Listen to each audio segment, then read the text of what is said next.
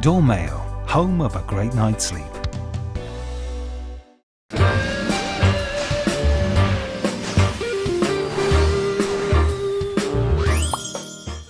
Hello, Hi. guys. Happy Friday. Friday Happy- fun day, girls. It is. Like my little cup. Oh, let's have a look. I've got a saucer as well. Gosh, darling, a cup and saucer. Wow, A cup and a cup that's of very tea. posh. Very posh. Isn't it Get it posh? past you. Oh, Yeah, it's get from it London. You have to London. do that with your little finger as well at the same time. Oh, Yeah. can't do that, Dee.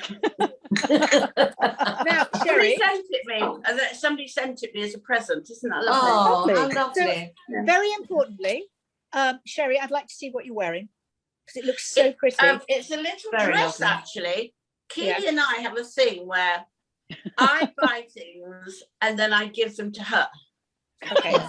And then she Fantastic. wears them and goes, I'm throwing that out. Do you want it back? So I get them back and then I wear them. Very good. This is a little dress. It's gorgeous. Oh, that is lovely. Is it So I've quite got short? it back. You've got it. Yes, I have that with my daughter actually. Yeah. I go suddenly think, where is that top? Where's it gone? And I suddenly see her wearing it, and I say to her, "That's nice," and she goes, "It's yours." And you go, "Oh, great." Yeah. And Yeah. the same thing happens. I see it in I a big ca- bag. Where's that going to the charity shop? So I get that back as well. Yeah. So I think, darlings, if I may say, Dee, we have to have an intervention here because I think it's a mother-daughter dressing code syndrome. It is. I think Yes. we need to It get is totally. it's Yeah. a syndrome, darling. But what You buy the Keely's clothes, great you at, buy them. Keely That's will right. throw things out all the time. She has no, emotional attachment. Now Very good. I've got things that I've had since 1960, say, not 60, 70. And Too late. I will keep it for no reason whatsoever, never wear it, never look at it, but can't get, and I've got all Molly's, when she was a little girl, all her dresses. I've got Keely's sleep suit. Oh, It's not it's No. ridiculous. that's so sweet. She needs help. She needs help. Dee. I've still got Kira's little dresses when she was little. Do you remember Oi Lily, the brand? Yes. Oi Lily? They still do it. Yeah, but they don't. They're But all in they're not the ones, same as they were in dungarees. those days when Kira was little. I used to spend fortunes I know. on baby They were clothes, very expensive. really expensive. So I couldn't ever bring myself to part with them because they're just and they're like hand stitched. But now, with Primark and all the other shops, you can don't get them for need nothing. You don't No. need them, do you? No, couple of quid. I know. Yeah. When I was in Benidorm, I used to bring Molly to dresses back, Spanish, beautiful, not Spanish, like Spanish ladies, but they used to make the most beautiful dresses. And she wasn't really a girly girl, and she now isn't. She's a horse riding person now. But Yeah. I've got them all in a bag, and I just hardly any of them worn at all. Some of them tags on them, but I can't. That's hysterical. Yeah. Have a baby. Have a No. baby. So, girls, listen, I tell you what I am doing on Sunday. I know I spoke about it in the last show, but we want people to donate again. Come on. It's the wonderful International Animal Charity. And I'm doing the Brighton Zip. So it's so terrifying. Oh my God. Why have I said I'll do it? But I'm doing it Now I anyway. think, Dee, we are going to challenge you because when you do it, we'd like someone to film you and we want to see it, don't we, girls? On the show. Yes. Yes. Right. And I think you should sing whilst you're zipping. Oh, right. Of course. Multitasking again. I'm also a little concerned because I know how quickly Dee is always ready to unzip anything that she's wearing. So I'm a little Don't concerned. fall out. This is, oh, sorry. Oh, again, Okay then. I rest my case. Sunday, the 12th, our guest, Brighton. Dee, for goodness Please bring sake, in our otherwise- guest. So we have got for you today the most exciting guest. You'll all remember him from Happy Days, Ralph Mouth, and also in Glee. But he's done so much more than that. He's an icon and a legend in his own right. And it's the wonderful Donny Most. Hi, Donny. Hi, Danny. Hi, Johnny. Hi, darling. Welcome to our Welcome. nest. Lovely Nice to to see see- you. Nice to see all of you. Thank you for having me. Not at all. It's a pleasure, Great. Donny. And Honoured. Donny, well, we are actually going to play your latest song, which is called Smoke from a Distant Fire. Lord, I was stung should have seen it come a long time ago when I realized the reality gave me a roll. I've just been listening to your music, which is absolutely fantastic. I'm so excited. Thank So you. many tracks, so many influences. Very Sinatra in Tender Trap. Fabulous. Oh, yeah. Really Yes. great. Oh, So- thank you.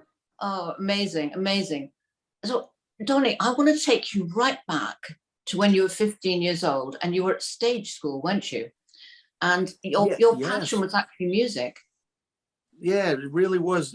Initially, I usually say my first love was singing more than before acting. I shouldn't say more, but before acting. I started going to a school specifically for it in Manhattan because I grew up in Brooklyn, New York. So I'd go into Manhattan starting when I was around 13. And then when I was 15, as you mentioned, by that time I had been selected by the guy who ran the school. He formed a sort of a nightclub act or review from, he would handpick students from his studio and put them into the act. And I was so excited when he picked me, when I turned somewhere when I was 14. And then I knew then that summer, the summer right after that, when I was going to turn 15, I was now in the act performing up in the Catskill Mountain Resort area, which was upstate New York. It was a pretty well-known area where they had a lot of hotels, and these hotels had nightclubs, and a lot of big people performed up there in the 40s and 50s. This was now the 60s. It was not quite as big as it in its heyday, but it was still pretty, it was still happening. And I was excited as can be, at that age, singing in a nightclub act, during the summer. We'd probably do 3-4 shows a week, something like that, at the different hotels all summer long. So I thought I totally made it, I was so ecstatic. Fabulous. Fabulous. Amazing. That's fantastic. I wanted to ask you what it was like when you made that decision to come to LA, to go there and to start your theatrical career, and what that was like cultural wise, moving away and everything else. What was your first experience of it? And also to talk about being a redhead, but we'll get to that in a minute. Okay. Well, what happened was after that summer, I put the music aside, strangely enough, and I entered a more serious acting workshop in Manhattan. And so and then through that, I was able to get a manager, and I actually started getting work in New York, primarily in commercials at that point. And I did 40 commercials in the next 4 years. Wow. So I was doing well with that, but I was frustrated because I wasn't getting up for too much else. And back then in New York, there was not hardly any television being shot there except for soap operas and movies only once in a while. So it was theater, but I was only getting up for theater once in a while, not too much. I came very close on a couple of shows. The original Jesus Christ Superstar on Broadway. I had like 3 callbacks, but I didn't get through the dance audition. I got cut at the end. Yeah. But So what was it when you got to LA? What was that like? Did you just make a decision? Yeah. So what happened was after the summer of my junior year, in my 3rd year at the university, I made the decision that I would go out for the summer, just this summer, and try to get a foothold, try to make some contacts so that the following year, after I graduated, I might come and try to make a go of it. But so I got out there, and I was able to get an agent because of some of the people I'd been working with in New York, and they sent me out on auditions for guest starring roles on different TV shows, and I booked like 2 of them pretty quickly. So the agent then said to me, instead of going back for your last year at college, you have some real momentum.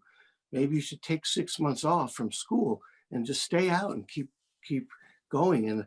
And I didn't have to think very hard about what to No. say in that suggestion. It was like, yes, Yes. that's what I'm doing.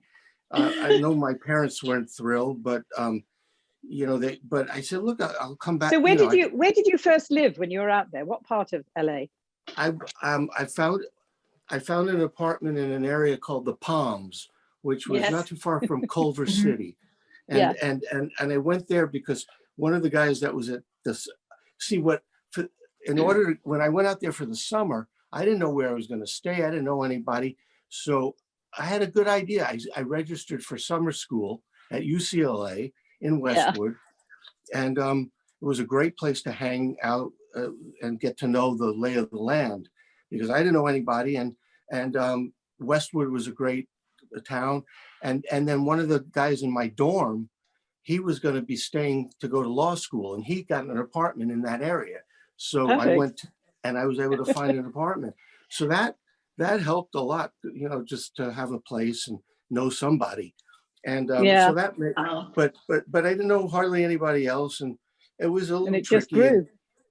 Yeah, and then when I wasn't auditioning, I had to find something to do. I remember I would go to UCLA and hang out, just hang out on the campus amongst can other people my age. Can I just quickly ask you about your commitment to being a redhead and how you took that forward? Well, I don't know if there was a commitment to being. I mean, I never thought at that age that I would change the color of my hair. It didn't even enter into my mind or into any conversation. It was, there were times when I was young where I felt there was good and bad. There were people that would, come up to me, and strangers, and and call me red, or some people even rubbing my head for good luck, which I couldn't believe. And then and in high school, though, sometimes it bothered me, because being a redheaded guy, it wasn't always. It seems like the first choice for the ladies, a redheaded guy. Yeah. Well, but Johnny, we think you're gorgeous. So, I'm just very interested to carry on the rest of the story, really. So what was your first big break? Once I got to LA, Yeah. because like I said, I had done a lot of the commercials and some big national commercials, but then I landed in LA. The first one I got an audition for a show called Room 222, and it was an ABC show. It was about a high school, and I got that part, and then I got another one in something called Emergency, which was a NBC show, and that one I played a guy who got into a car accident and became paralyzed. And actually I was much more interested in drama than comedy. And then I also got another one where Police Story, where I played a guy who was a mad bomber, like a psychopath. So those were the roles, that I initially was getting in, and I was much, like as I said, much more interested in drama. But then a few months went by and nothing was happening, and I was like, oh, I made a big mistake. Maybe I made a mistake, and I better get a job while I'm, and I was actually looking for a job in the meantime until hopefully something happened. And then I got the call for Happy Days to go and meet with the executive producers. And, Wow. And I did. And then I had a series of, and as you alluded to, I had a series of auditions leading to a screen test before I got the part. Wow. Well, Sherry is going to take Happy Days up, but I want to talk to you beyond that, because you've been making lots of movies recently, haven't you? Yeah. In the last 8 months alone, I've done 4 films. Wow. During the pandemic. One of them was in the Czech Republic. I flew last November. It was more like March, to Prague, and then from there we drove 3 hours, where we were shooting at a castle, because I played a king, So it was kind of like As you do. had a fairy tale, almost like a Princess Bride kind of movie. And I played the king. But I've had a really good opportunity. I think, it was very difficult after getting off Happy Days, breaking away from that. Yeah. Because it was such a big hit and I was so associated with that. But I think now that I'm entering certainly a different age bracket and so as I'm getting older, it seems like it's opening up even more. And as I've been kind of chipping away at that, because I've been, doing independent films and some TV guest roles and different kinds of parts. So people are able to see that I could play a wide variety of roles. And that's what's really happened in the last year, 2 years. I've gone from playing a defense attorney to a pastor, like a man of the cloth, to a polygamist. So a man of the cloth to a polygamist, Wow. then to a CEO of a big company, then to a prison guard, and then to a king, from the prison guard to a king, and then to a career criminal. So Yes. So that's what I love. What I always wanted from acting was to play many different kinds of roles, different from myself, and it seems to be really happening in a bountiful way as of late, which is great. Well, your polygamy is carrying on with all four of us today. Right. Absolutely. Polygamy. Yeah. And That's you've won right. awards, Donnie, haven't you, recently? Yeah.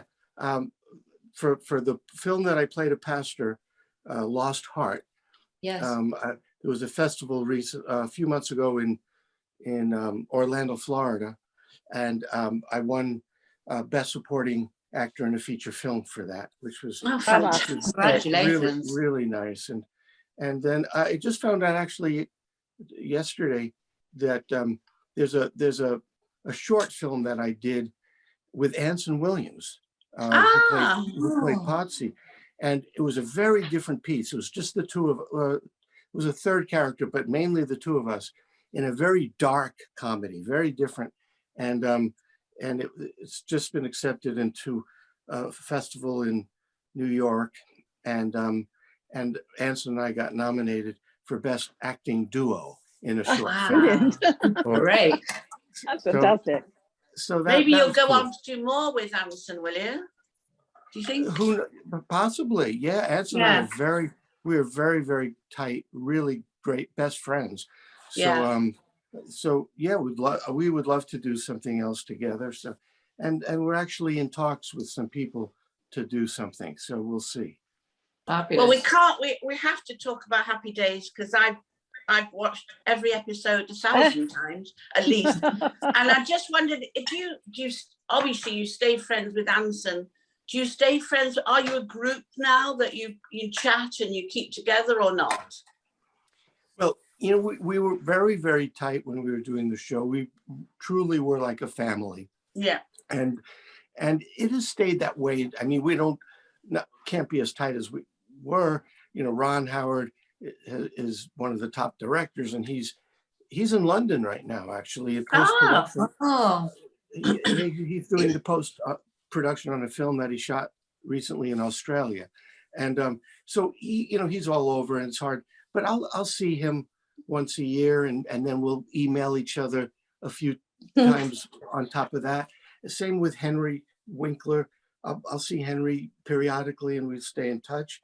And Marion Ross, I've seen more frequently. She lives probably only about 25 minutes from me. So my wife and I had lunch with her not too long ago, and we're going to probably make plans to see her again soon. You had amazing guests, didn't you? We've had Susie Quattro on here about 3 times now. She's one of our Wonderbirds. And I remember her being on your show. She was fantastic. Yeah, we loved Susie. She played Leather Tuscadero. Yeah. She was such a sweetheart, and I loved working with her. I had a couple of episodes. She played my date. We were going to the prom together. Yeah. And it was really, I've got a lot of great comments. People ask me about her. Yeah, we had, you know, Amazing. other great, you know, of course there was, as for guest stars, we had Robin Williams was a guest Yes. star, and that launched him, that launched his Amazing. career, and we spun him within days of his doing our episode. He had his own show. It happened like, Wow. you know, Like there was such that. that. There was such a And buzz about. the audition, Donnie, the audition that he did for your show is something. Did you remember people talking about the audition that he did? I did hear a little bit about it. I think it was in Gary Marshall's office, and they were having trouble casting that part, and we felt it was one of the worst scripts that we had ever had, and how are they going to make this work? And I don't know if anybody could have made it work except Robin. But I think when he came in, he was doing, you know, at one point in the middle of the scene, all of a sudden he was like, he got on the couch, he was standing on his head, you know, and doing all kinds of crazy things, because I think you know, he almost was like an alien, you know. I mean, he played an alien because of the way his mind worked. But and I think he had been doing some things like that in his stand-up routine about aliens, so it was like a perfect fit. And there was a lot of buzz about what he was doing. So the network execs were there on Friday night when we shot, and then by Monday or Tuesday we heard, oh, he's got his own show now. You know, it happened like Amazing. I just think when we all audition next, all of us girls, I think a headstand on a couch is probably what we need to think about. Yeah, You must remember to wear your knickers at the same time. But you should adopt that pose. Yeah. That would have been amazing for me to meet would have been Phil Silvers. I can't believe that he was there. Oh, Phil. Oh my God. I would have loved. I was already off the show. I made a decision after the 7th season to leave, to not renew the contract. And the same year that Ron Howard did not renew. Yes. So Phil Silvers came on after that. After I was no longer there, I would have. He was like one of my, you know, comedy heroes when I was growing up.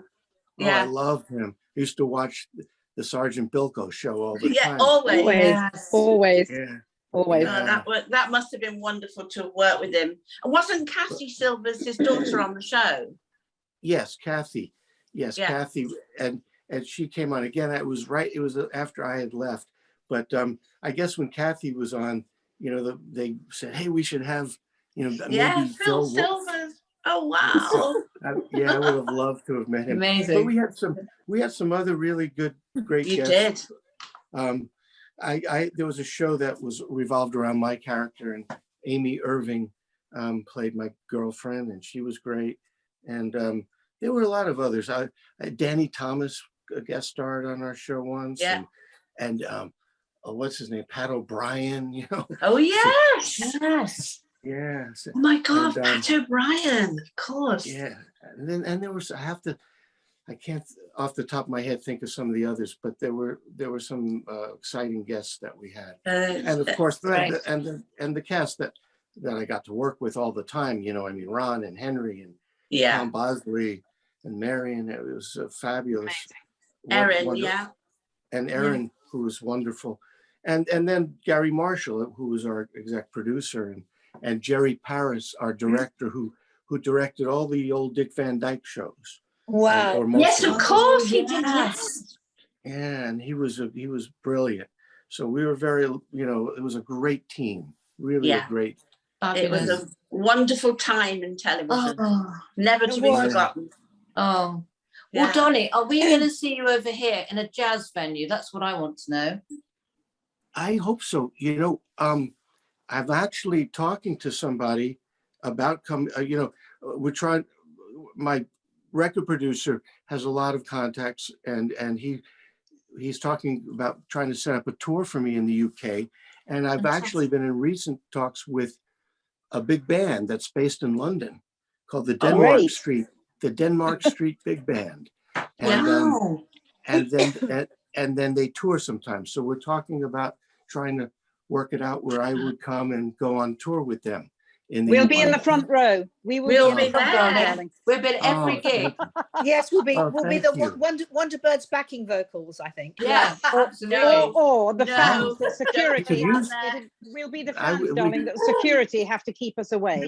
That's the reality. Well, no, it might be better have you on stage with me. Yeah. That would be Okay, We love good. it. We love it. Yeah. Thank we'll you. do handstands and everything.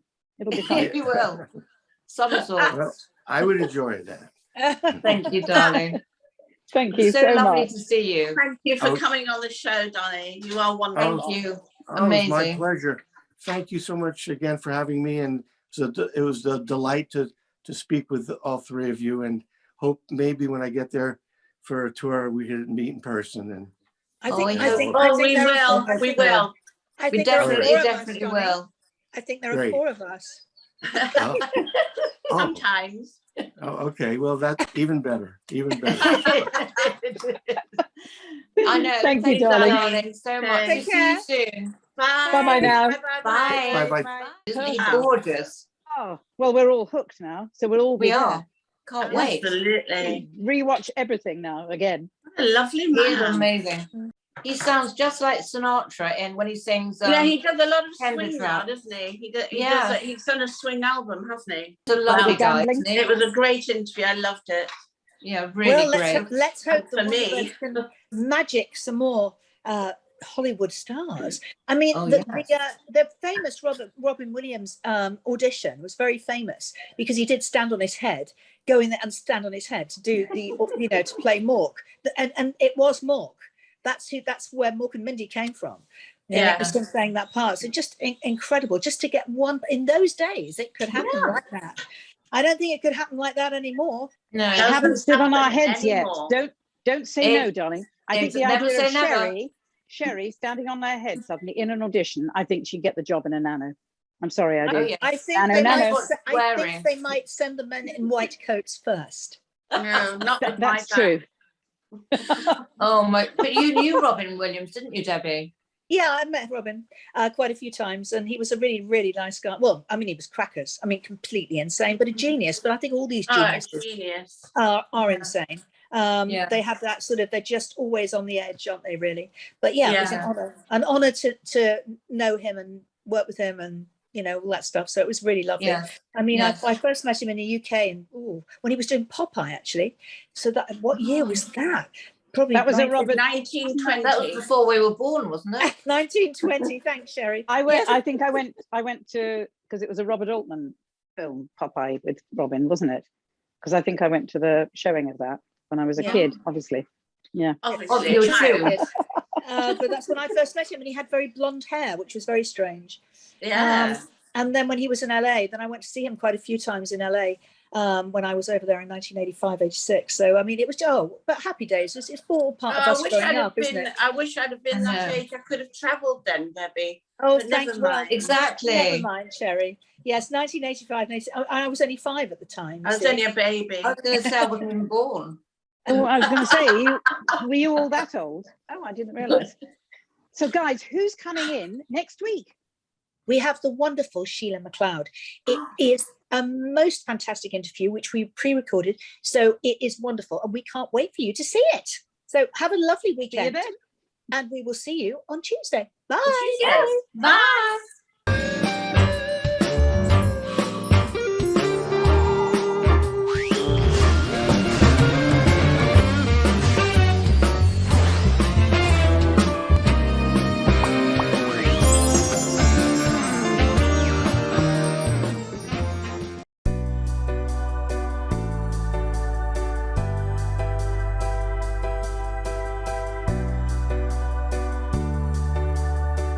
Dormail, home of a great night's sleep.